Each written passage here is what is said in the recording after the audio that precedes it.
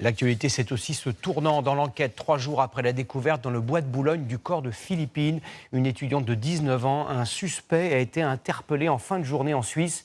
Plusieurs éléments permettent de préciser le déroulement des faits. Sophie Chevalreau, Régis Rouanet et Georges Brunier. Il était recherché depuis la découverte du corps de Philippine il y a 3 jours. Un homme, suspecté d'être lié à la mort de la jeune étudiante, a été arrêté ce soir en Suisse.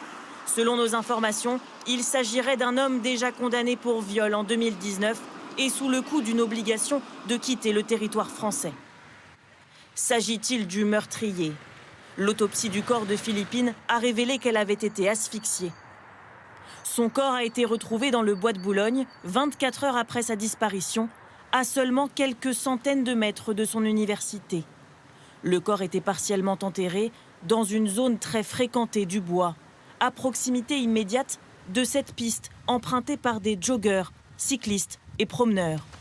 Comment l'auteur du meurtre a-t-il pu agir sans être repéré? Ça me surprend un peu parce qu'on a, vous voyez, il y a des gens toutes les 5 minutes qui passent, quoi, donc je comprends pas trop. Quand on se promène comme ça, est-ce qu'on fait attention à ce qui se passe sous les bosquets? Parce qu'avec la végétation, si ça se passe là-bas, tu ne vois rien.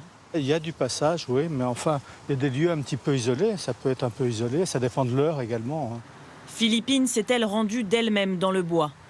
Après avoir déjeuné avec 2 amis au restaurant universitaire, elle envoie à 14 h un message à sa famille pour prévenir qu'elle prend la direction de son domicile dans les Yvelines.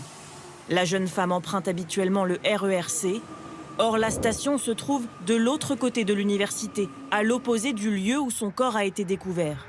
Les images de vidéosurveillance les plus proches de la zone ont été exploitées, mais l'étudiante n'y apparaît pas.